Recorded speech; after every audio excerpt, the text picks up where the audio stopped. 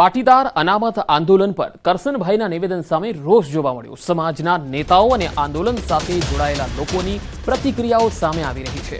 હાર્દિક પટેલ, અલ્પેશ કથિરિયા, ગીતા પટેલ, દિનેશ બાંભણિયા સહિતના નેતાઓએ પોતાની પ્રતિક્રિયા આપી અને કરશન પટેલ પર પ્રહાર કર્યા।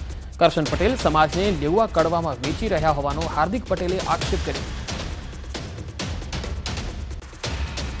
કરશનભાઈ જેવા અનેક આગેવાનો એવા છે કે જે 10, 15, 20 દાડા થાય એટલે સમાજને લેવા કડવાના ભાગોમાં વહેંચતા હોય છે।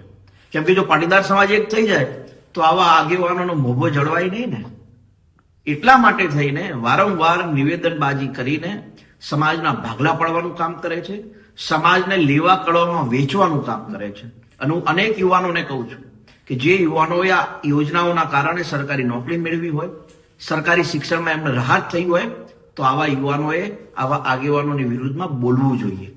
કેમ કે આગેવાનો સમાજના હિતેચ્છુ નહીં હોતા, માત્ર સમાજના ભાગ કેમ પડે એની ચિંતા કરતા હોય છે। અને જે વાત છે કે સમાજને આનાથી નથી મળ્યું, એકદમ ખોટી વાત એટલા માટે છે કે એમણે જે મંચમાં જે બોલ્યા છે એ સમાજનું જ મંચ હતું। એ કાર્યક્રમમાં જે બોલ્યા છે ને એમાં જેનું સન્માન કર્યું છે યુવાન યુવતીઓનું જે નોકરીમાં જોડાયા છે એ પણ ઈડબ્લ્યુએસ અનામતના કારણે જ નોકરીમાં જોડાયા છે। એટલે એ પરિવારને જ ખબર હોય કે ઈડબ્લ્યુએસના અનામત આંદોલનના કારણે એના પરિવારને શું લાભ થયો છે ને આજે નોકરી મળી છે। એટલે જે મંચ પર તમે બોલ્યા છો એ મંચ એ સમાજનું મંચ છે ને અનામત આંદોલનના કારણે જ આ મંચ ઊભું થયું છે, નકર આજે તમને સન્માન કરવાનો પણ મોકો ના મળે। પાટીદાર આંદોલન મુદ્દે કરશન પટેલના નિવેદન પર લલિત ગગથરાની પ્રતિક્રિયા। કરશન પટેલને કર્યા સવાલ। 10 વર્ષ બાદ આંદોલન અંગે સવાલ કેમ ઉભા કર્યા? કરશનભાઈ ઉદ્યોગપતિ હોવાથી જોતા હોય છે નફા નુકસાની। આંદોલનમાંથી રાજકીય નેતા બનેલા લોકો વિશે પણ તેમણે નિવેદન આપ્યું। જો 10 વર્ષ પછી ફાયદા ગેરફાયદાની જે વાત કરતા હોય ને એને જ ઉદ્યોગપતિ કહેવાય।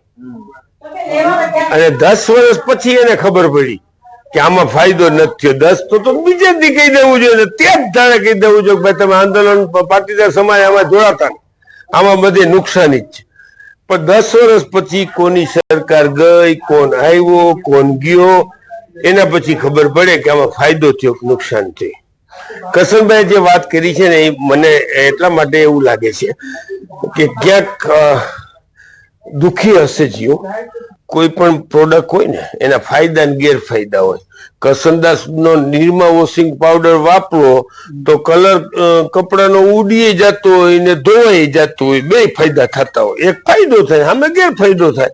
આ મારા મત મુજબે આંદોલનને હિસાબે આયોગ મળ્યું છે, ઘણા બધા ફાયદા થયા છે અને એના હિસાબે કેટલાય છોકરાઓને કરોડો રૂપિયાની 500 કરોડ 1000 કરોડની બજેટ છે અને બધાને લોનો મળી છે અને લોકો અત્યારે અભ્યાસ કરી રહ્યા। પાટીદાર શબ્દ મળ્યો ને એ જ આંદોલનનો મોટો જન્મદાતા છે અને એને જ લેવા કરવા ઓછું કર્યું હતું, એ જ આંદોલનની ફલશ્રુતિ છે।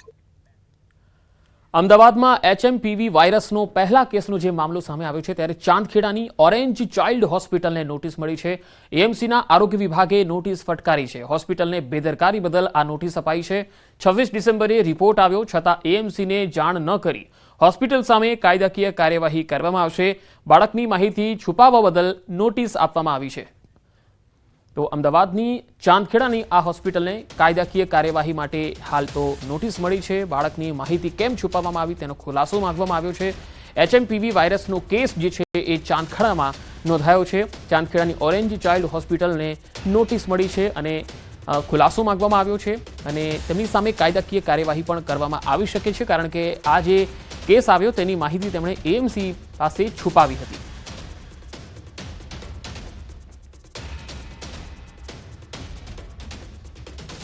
વધુ માહિતી મેળવીશું, સંવાદદાતા પ્રણવ પટેલ જોડાયા છે। પ્રણવ, HMPV નો પહેલો કેસ અમદાવાદના ચાંદખેડામાં આવ્યો, હોસ્પિટલની બેદરકારી કઈ રીતે સામે આવી અને ડોક્ટરોએ શું કહી રહ્યા છે હાલ? પંકજ, ચોક્કસ જે રીતે રાજ્ય સરકારે પણ એક એડવાઇઝરી બહાર પાડી હતી કે જે રીતે ચીનની અંદર જે વાયરસ થયો છે તેના લક્ષણો કદાચ ગુજરાતમાં કોઈ પણ જગ્યાએ નોંધાય તો રાજ્ય સરકાર અને જે તે સ્થાનિક જે મંડળો હોય છે, આરોગ્ય વિભાગ છે, ત્યાં જાણ કરવાની હોય છે। પરંતુ જે ચાંદખેડાની જે હોસ્પિટલ છે ઓરેન્જ ચાઇલ્ડ હોસ્પિટલ, તેઓ મહાનગરપાલિકાને જાણ નથી કરી।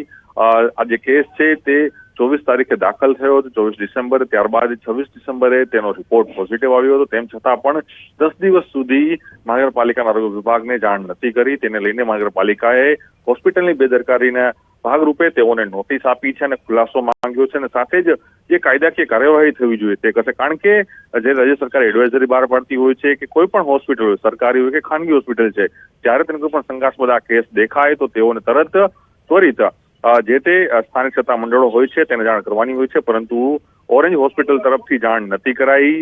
આખરે મીડિયાના માધ્યમથી ખ્યાલ આવ્યું, ત્યારબાદ મહાનગરપાલિકાને કહેવામાં આવ્યું કે આ પ્રકારનો કેસ નોંધાયો છે. ત્યારે મહાનગરપાલિકાએ તેની સામે શિક્ષાત્મક જે કહી શકાય કે તે કાર્યવાહી હાથ ધરી છે. તેને નોટિસ ફટકારીને ખુલાસો માંગવામાં આવ્યો છે, કેમ તમે 10 દિવસ લેટ આ જાણ કરી છે. જી પ્રણવ, આભાર માહિતી આપવા માટે. તો HMPV વાયરસને લઈને એક મોટા સમાચાર આવી રહ્યા છે. રાજ્ય સરકારના આરોગ્ય વિભાગની મોટી સ્પષ્ટતા. હાલ ગુજરાત રાજ્યમાં મેટાન્યુમો વાયરસનો કેસ નથી. HMPV અને અન્ય શ્વસન વાયરસ જેવો જ એક વાયરસ છે. શિયાળાની ઋતુમાં બાળકો અને વૃદ્ધમાં લક્ષણ દેખાતા હોય છે. HMPVના લક્ષણોમાં સામાન્ય શરદી અને ફ્લૂનો સમાવેશ થાય છે. વધુ માહિતી સાથે ગાંધીનગરથી સંવાદદાતા ગીતા મહેતા જોડાયા છે. ગીતા, આ સમગ્ર મામલામાં રાજ્ય સરકાર તરફથી શું સ્પષ્ટતા કરવામાં આવી છે અને પહેલો કેસ તો અમદાવાદમાં નોંધાયો છે? જી, રાજ્ય સરકારના આરોગ્ય વિભાગે મોટી સ્પષ્ટતા એ કરી છે કે હાલ જે કેસ નોંધાયો છે તે માનવ મેટાવિનોમો વાયરસ એટલે કે HMPV નો કોઈ કેસ નથી. આ જે હાલ અત્યારે જે સારવાર ચાલી રહી છે જે બાળકની, તેને તો ઘણા સમય પહેલા જ રિલીવ કરી દેવામાં આવ્યા હતા હોસ્પિટલમાંથી.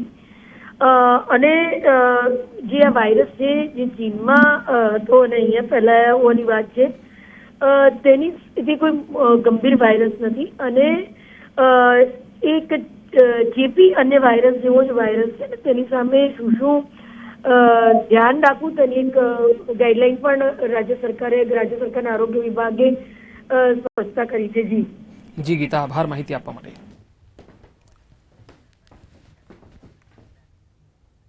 રાજ્યના વધુ સમાચારો પર નજર કરીશું. હાલ રોકાઈશું એક વિરામ માટે.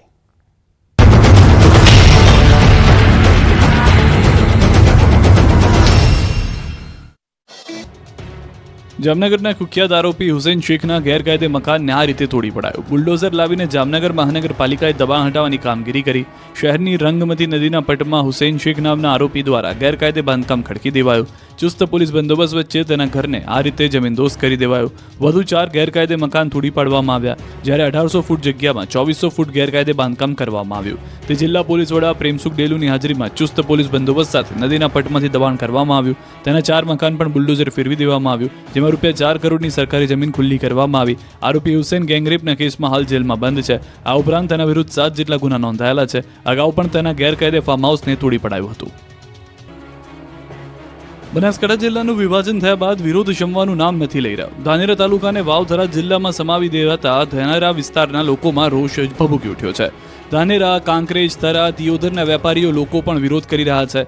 ધાનેરાના લોકોની માંગ છે કે ધાનેરાને બનાસકાંઠા જિલ્લામાં જ રાખવામાં આવે, તો બીજી તરફ થરાના લોકો પણ બંધ પાડી બનાસકાંઠા જિલ્લામાં જ રહેવા માંગ કરી રહ્યા છે. બનાસકાંઠાના 2 ભાગલા પડ્યાના 4 દિવસ બાદ પણ વિરોધ યથાવત છે. રવિવારે દિયોદરના લોકો રોડ પર ઉતરી આવ્યા, બજારો બંધ રાખી સ્થાનિક લોકો અને વેપારીઓ હલ્લાબોલ કર્યો, બેનરો સાથે રેલી કાઢી વિરોધ પ્રદર્શન કર્યું. હવે દિયોદરને નવા જિલ્લાનું વડુ મથક બનાવવા માંગ કરી છે. દિયોદરને ઓગળ જિલ્લો આપવાની પણ માંગ થઈ છે. આ સાથે દિયોદરમાં ઓગળ જિલ્લા સંકલન સમિતિની સભા મળી, જેમાં રાજકીય પક્ષોના આગેવાનો સહિત સ્થાનિકો હાજર રહ્યા. આઝાદ ચોકમાં મળેલી આ સભામાં કોંગ્રેસ જિલ્લા પ્રમુખ ભરતસિંહ વાઘેલા સહિતના કોંગ્રેસ નેતાઓ પણ પહોંચ્યા. આ બેઠકમાં આગામી રણનીતિ નક્કી કરાઈ. કોંગ્રેસ જિલ્લા પ્રમુખ ભરતસિંહ વાઘેલાએ કહ્યું કે દિયોદરને જિલ્લો બનાવતા લડત લડીશું, ન્યાય નહીં મળે તો હાઈકોર્ટ કે સુપ્રીમમાં જઈશું. અમરેલીના લીટર કાંડ બાદ પાટીદાર યુવતી